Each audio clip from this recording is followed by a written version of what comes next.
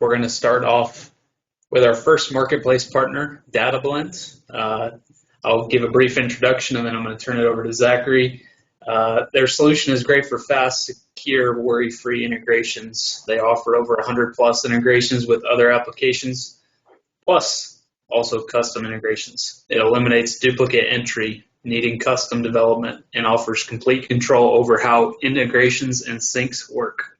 In our opinion, almost every Intacct customer could benefit from this, as there's almost always outside data feeding into Sage. It's a real workhorse that is a scalable solution and makes IT departments happy. If you have any interest after this presentation by Zachary, please reach out to myself or Adam. With that, I'd like to turn it over to you, Zachary. Please take it from here. Perfect, thank you. So I'm going to take you through the presentation that we call Syncing Success, Seamless Integrations with Sage Intacct. More specifically, I'm going to talk about some different options that you have when it comes to integrating with Sage Intacct. I'm going to talk about some things to think about with the different options. I'm also going to talk about DataBlend itself, who we are, what we do, and then about half of the time, I'm going to show you how DataBlend actually works. I'm going to get in the tool and do a little bit of a demo. So quick intro, I'm Zachary Griggs, VP of Customer and Partner Experience here at DataBlend. I've been with the team for a little over 3 years. I manage our customer success as well as our professional services team. So I get the unique experience of working with the entire DataBlend's lifecycle across our customers and partners. I work in the tool quite often, so I do many of these integrations myself, as well as my team, obviously, in supporting them. Specific to the context of this call, I've worked in Sage Intacct for over 10 years now. I'm a past accountant, director of finance, led a CPM practice, and we've used Sage Intacct at DataBlend since the beginning of this year. So I continue to be an end user when it comes to Sage Intacct, and we actually use DataBlend internally to integrate many systems with the Sage Intacct software. So who's DataBlend? So I have 6 tiles here. I'm just going to run through quick.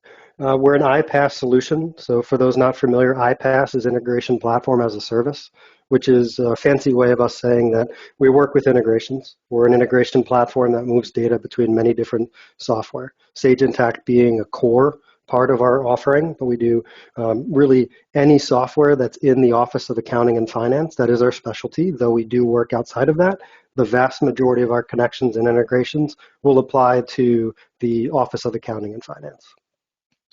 Hopefully you see it when we get into the product, but a big focus of ours is making the tool intuitive, easy to use.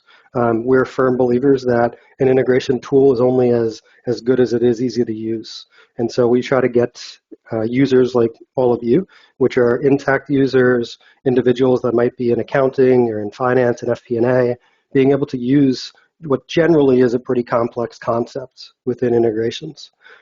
Now, as an extension of that, we follow the no-code, low-code type of approach that you probably hear pretty often when it comes to integration. But hopefully I show you exactly in our tool later on this call how we're doing that. But you don't have to understand API calls or scripting or coding to still be able to build and use all of these robust integrations. As a note, we can connect to many different software, connect and pull different data sets, join it together. You can go from A to B to C to D and so on. It really doesn't just have to be Intacct. You can do much more than that as well. We have 800 plus customers and connect to over 100 different systems that are out there. We also have the ability to build custom connections. And so if it's not one of those 100 that we've worked with before, we can connect to it as long as it has an API and we can gain access to it. So tons of options, tons of flexibility and power in the platform, but hopefully we've successfully gotten to a point where our user interface is one that really enables an Intacct user to leverage all of this integration capability. And then lastly, we focus on the SMB space, but we also have some lower enterprise as well as some enterprise customers as well within that 800. And so the key takeaway there, though, is if whatever your business looks like today and what you're integrating, DataBlend can scale with you. If you go from a single entity in Intacct to a multi-entity, you break into multi-currency, you change your configuration, you work in Salesforce and you add new objects, new instances, not a problem. DataBlend as a platform can scale with you, your integrations can scale with you, so as you grow, so do the tools around you and how your integrations are working. All right, so just speaking from experience, when I was in accounting, I always found the different options around integrations a little bit intimidating, also expensive, depending on what the options were. So I just want to run through a few that are out there and kind of my opinion as far as the pros and cons and things to think about when it comes to those. So obviously you have imports, exports, right? You don't think of it as an integration, but it is some type of automation, the movement of data. We all do it, right? If you've worked at Intacct, you're probably doing some imports or having someone on your team do some imports.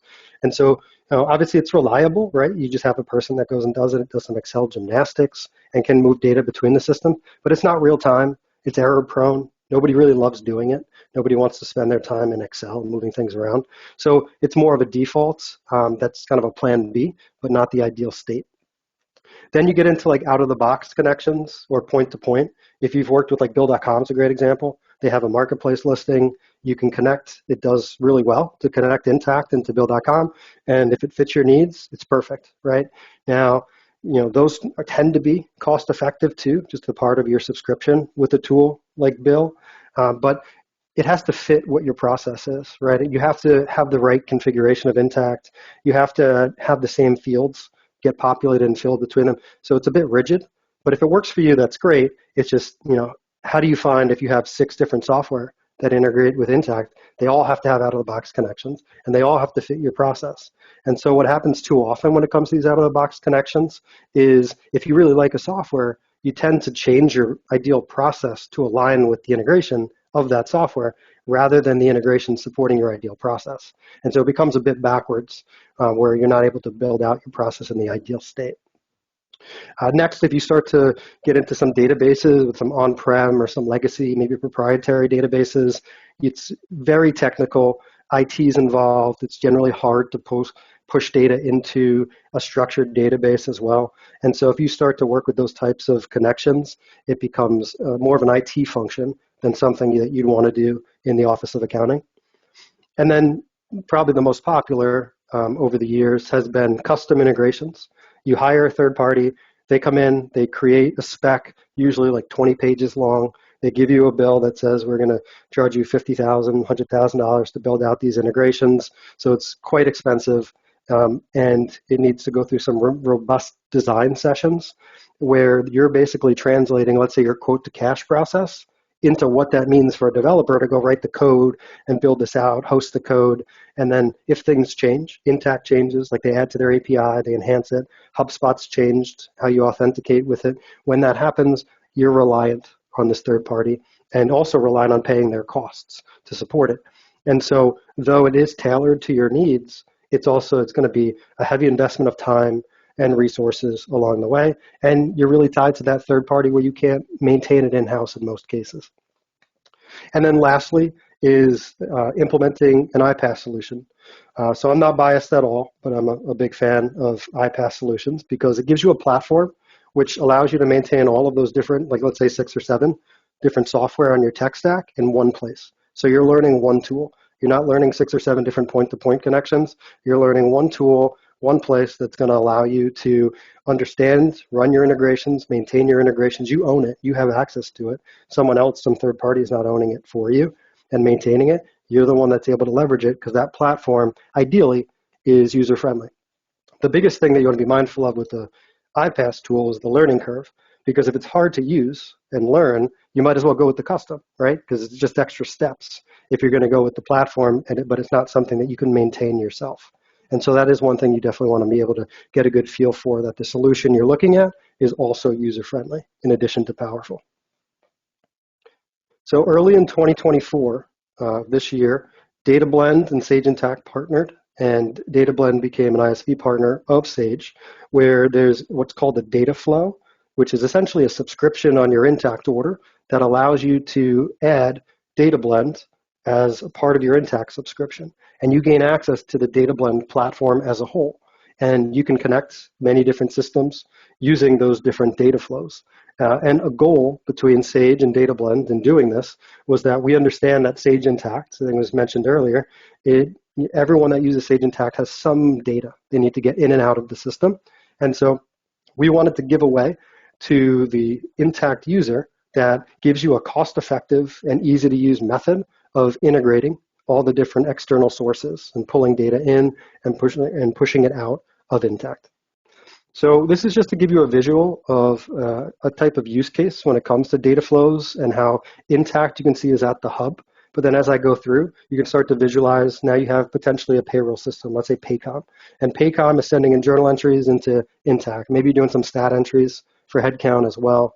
But you also need to send that payroll information into your CPM, maybe use Adaptive, Workday Adaptive, and you want to send it in for your forecasting. And so if you have a data flow with Paycom and Intacct, but also Adaptive and Intacct, you have the capability to not only send the data in and out of Intacct, but you can also send it from Paycom into Adaptive as well. And so this is the concept of this any-to-any that we like to say at DataBlend, where you don't have to exclusively focus on the Sage Intacct. It is your core, right? It is what we'd be, at the center of your tech stack is going to be Intacct. But if you have other use cases, you can also have these data flows pass the data because of the concept of a platform to have all these different integrations support it. And then continuing along, maybe you have HubSpot or Salesforce. You have some quotes you want to send in as order entry transactions, some payment information you want to send back to HubSpot or Salesforce. Just another example where you can connect the two, but then you can also send your sales forecast data into Adaptive as well. And then lastly, you might send your actuals from Intacct into Adaptive. So all of these different connections boil down to 4 different systems. You got HubSpot, Sage, I used Adaptive as the example, in Paycom for payroll. And so you have 4 different software that you're connecting and 6 different integrations, all of those being in one place. You can use the data flow to accomplish that. So you don't have to worry about finding out, does HubSpot have a native integration with Adaptive? Do I have to pay to have a custom one built? How about Paycom and Sage, but then Paycom and HubSpot if I wanted some commission data to flow between the two? This gives you that concept of everything on a single platform, and you can have this any-to-any between all the different systems that you're connecting. So I'm not going to read all of these, but this is a little bit about what goes into building an integration, and I'd like to use this to highlight the methodology when it comes to DataBlend, because we're doing everything that a custom integration is, just at 1/10 the price tag associated with it to get it set up, because all of these things, the highly technical things, expiring tokens, authenticating, reading API documentation, writing code, hosting code, troubleshooting, all those things are happening with DataBlend as well, but it's happening behind the scenes because our focus is to allow the Intacct user to focus on the basics.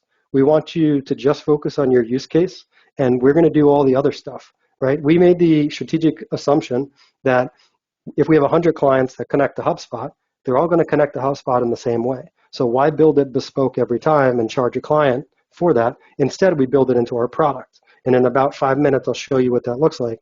And you'll see that you can, at a click of a button, go through, and you don't have to do any of the behind-the-scenes stuff. We already did it. We built it into our product. And that's going to allow you to focus on that basics column, where you're essentially just establishing a connection, figuring out what data you want to pull, transform it a little bit, and send it into the target, Intacct. So it's going to allow you to spend more of your time on that piece in a very simplified model, keeping in mind the no code, low code. And so you don't have to go in there and build out any of the more technical API calls and authentication, because we've already done that. And so the goal for DataBlend is that you can focus on those basics, build your ideal process, dictate what the ideal process is, because the tool is customized to your needs, right? You're not doing it out of the box. You don't have to have it do exactly, these specific fields to this specific destination. We're going to be able to accommodate what your ideal process is, and then also automate the whole thing, right? So don't just do invoices from Salesforce into Intacct. Maybe you have products, SKUs that you want to do as items. You have sales reps that you want to do as an employee dimension. You want to send whatever payment information back to Salesforce. Automate that entire process along the way, because the platform doesn't just limit you to say, I want to move invoices to order entry or opportunities into order entry. You have the flexibility to do all of those things on that platform. right? So hopefully, in the last 14 minutes, the things to take away from this is that integrations don't have to be difficult or expensive. Data flows through Sage is what we are putting out there to help make them easy, take this historically expensive and difficult concept, simplifying it and giving you access to it. Then the power of any to any. Don't just focus on Intacct. Figure out what are all the other systems. What else do I want to do with my payroll data? What else? What other reporting can I get out of my FP&A tool because I have access to Paycom data, because of CRM data, sales data, forecast data, so on. And automate the whole thing. Automate each facet of that movement of data. It doesn't have to just be A, B, or C. You could also just add in there commission data and going into your Paycom system or from HubSpot into Intacct. So you can really get creative in expanding that use case beyond just moving invoices from Salesforce. All right, so I'm going to jump into the product now so you can get a feel for the UI and kind of what goes into building out one of those integrations. So on the screen here, I'm logged in. It's cloud-based, and if you're familiar with Intacct, think of like DataBlend Demos EG. That is my Intacct company. It's my DataBlend company. I've logged in, and I'm on what's called the dashboard. And our dashboard, in this case, this is built out, right? This is this is a day in the life of somebody using our integration tool to do many things. In my favorites box, you can see I have about 12 different use cases. There's a lot of ADP in here, Adaptive, Sage Intacct, Salesforce, some RevRec. I have some vendor information coming from Salesforce, many different things. So if you think of that visual of all the any to any, that's what's showing up here. You can manage all of these in one place. And if I wanted to kick off one of those integrations, I can. I just simply hit run. So you'd have access to this. This is what you'd have access to by having data flows. And this is just an example of where you can have many different things in one place. Once I ran that, you could see it's running through in the history section on the right. You have an audit trail that's going to give you visibility into who ran this, what data was run in between the two. Was it successful? Was there any issues with your data? When was the last time it ran? You can click into the steps. It's going to give you visibility. You can literally download the data that came from, in this case, Salesforce as well. So you have full visibility and access to everything along the way within the integration. And this is for every single one of those integrations. If you're like me, you don't want to have to click that run button, so you can schedule everything. So you can say, I want my actuals to go to Adaptive, and I want that to be every day, so my financials are up to date, but I want my invoices to feed over from HubSpot or Salesforce every hour. So you can have different schedules based on the different systems, and you can control that. You dictate what you want the schedule to be. Everything you're looking at, you'd have access to within DataBlend. And then lastly, you have your credentials. And so this is just, do you have an active connection to the given system? So for example, my Blackline credentials expired, but my Adaptive credentials active. So this is a example of something that's built out. But what goes into this? What is somebody doing within this tool to get to this point? So if I hop over here, I go into this other company. This one's called Transform Your Business. It's just a different company, completely separate. And you can see it's an empty shell. There's nothing in here at all. So what goes into actually building an integration that's functional? So the only thing I've done preemptively is I added my Intacct credential. I didn't want you to have to wait for me to do a web service user and add it in the credentials, so I did that ahead of time. But now what I'm going to do is I'm going to build a successful connection between HubSpot and Intacct to represent the quote to cash process, or at least the start of it, and then I'll run it so you can see that it's going to pass through data, and it's going to take us, if I do everything right, about 5 minutes. So within here, the first thing we want to do, if you think of the basics, was establish the connection. So I'm going to go in and add a credential. When I do that, you can see I have a drop-down, and there's many different software in here. Probably a lot of names that are familiar to you. The one I care about is HubSpot. So once I go on HubSpot, I'm going to give it a name, and I'm going to choose that it's a DataBlend credential.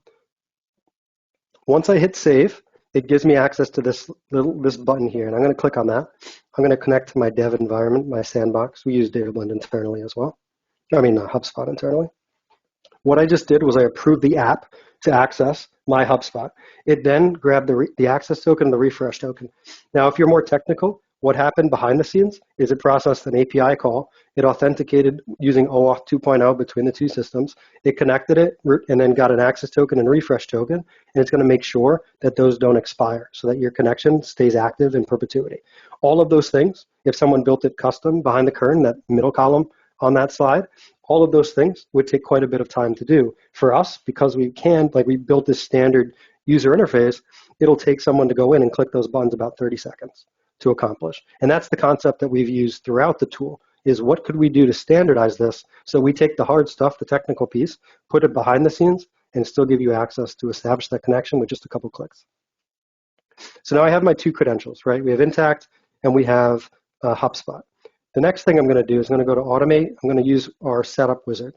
In here, I'm going to choose my source data as HubSpot, my target is Intacct, and here's a bunch of different options. So keeping in mind this is all quote to cash, I'm going to focus on customers to start. When I do that, you'll notice I have 5 different steps along the way. And so I can hit next. And I already did my credential. This is why I did it first, so I can select it. When I do, you're going to see that this populates with about 177 fields. If you've worked with HubSpot, it's very customizable. You can add properties very quickly. This is taking all of those from my HubSpot, giving me a list so that I can choose which ones I want to send to Intacct on my customer record. The right side are the ones that are defaulted that we already chose. But let's say I wanted to add another one. I want to grab description. I just simply go in here and select it. And then I go to my next step. Now I map my data. I'm going to take my data from my source, which is HubSpot, to my target, which is Intacct. And I can come in here, and here's my description field, right? And it doesn't know where to go within Intacct. So I click on this, and I can choose. And this probably looks familiar because these are the Intacct fields. I can come in here and say I want it to go into my comments field, for instance. I can also drag and drop. So you can see here I can switch around my address if I wanted to. But then once I've done my mapping, I can go to next. The thing to take away here is that we're not saying you have to use these fields. These are just the defaults. You can grab new fields from HubSpot if you wanted to. You can send to custom fields within Intacct, user-defined dimensions, standard fields, whatever you'd like. On the Intacct side, you have full flexibility. Then we go to next. We choose our Intacct credential.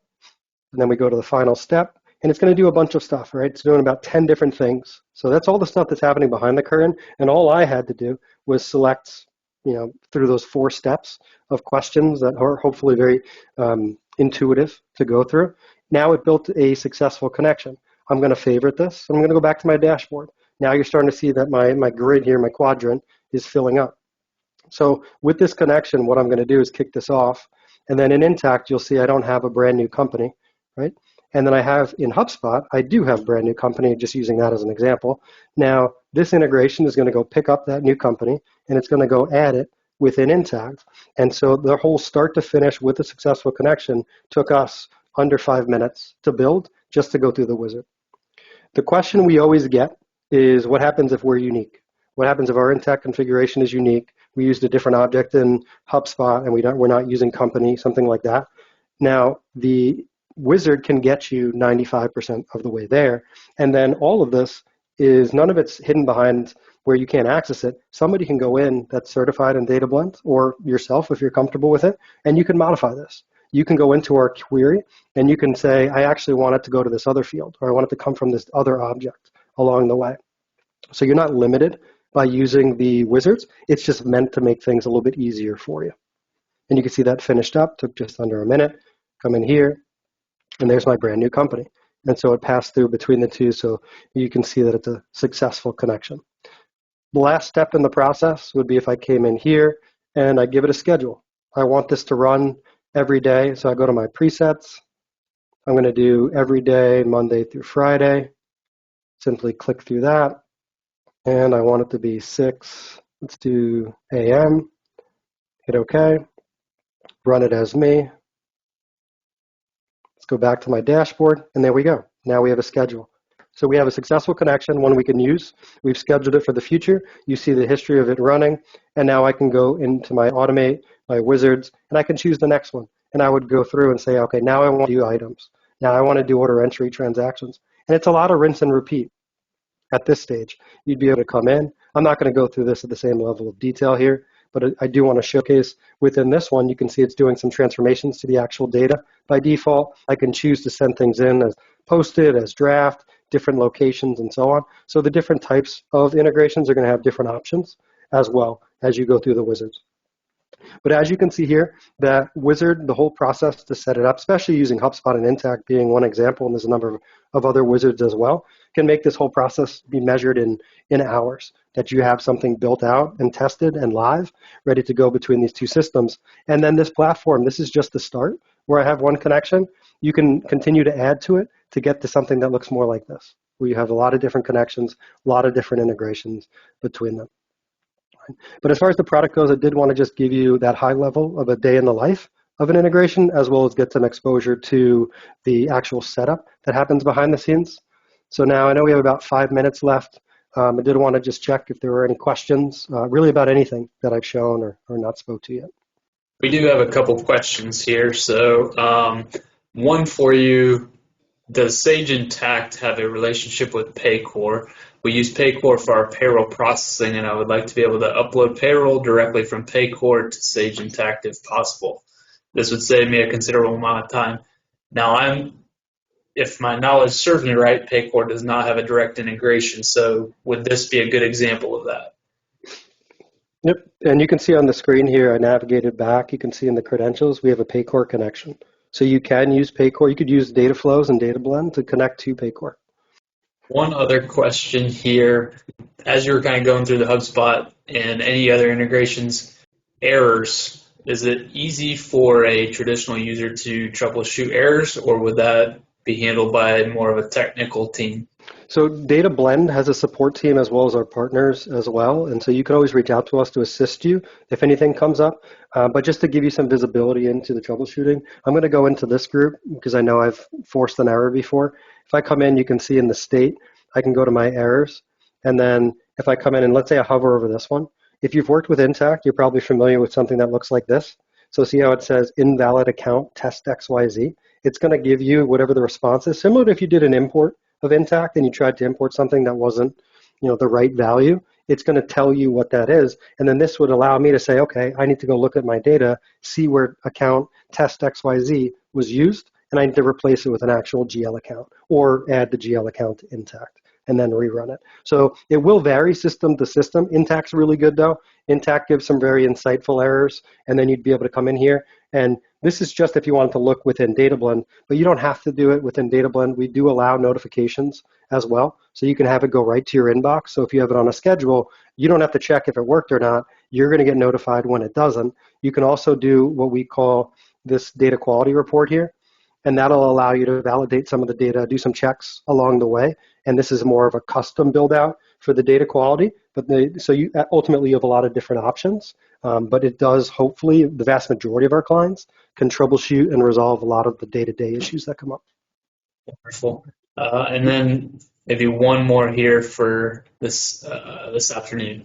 We have a lot of nonprofits on here, and so donations are a big deal. This question kind of relates to that. It's somewhat broad, but like, what if you have different sources? Let's say it's donations coming in through Stripe. Maybe you have them coming through Venmo and different other sources. Is that like a separate workflow, or how does that work? Mm-hmm. Personally, I've worked with nonprofits for the last 10 years, so very much in my experience, and this comes up quite often. When it comes to different connections, so using like Stripe as an example, you can see that's one that we have in there. You would have the different connections to the different systems, and then you'd be able to set up a workflow for each. So you'd have your Stripe example, you have giving data, whatever, whichever your different donor management systems may be, or your payment processors that you wanted to use for that, you would then have the connection and the workflow associated with each one of those, and then that would flow into DataBlend, and you have the option, right? You can have all of that go into different order entry transactions in Intacct, different journal entries, you can have it go into AR, whatever makes sense for your use case, but you ultimately set those up as distinct workflows from the different systems. Okay, so we got one more here that popped up after that. If you've got time for one more here. Yep. If our source of truth is Salesforce, can we connect Stripe to Salesforce and then from Salesforce to Intacct? Definitely. Very common use case for us. Pass it through that system and then come in. So that's a perfect example of like going from A to B to C rather than just directly from Stripe to Intacct. And that's that any-to-any concept. You don't have to have it go directly to and from Intacct, you can have it bounce off of like that use case off of Salesforce first. So Stripe goes to Salesforce before Intacct. Not a problem. Very good. If anyone has any additional questions, feel free to reach out. And if anybody has interest in DataBlend, reach out to Adam or myself. Zachary, wonderful presentation. Appreciate your time here today. Thank you.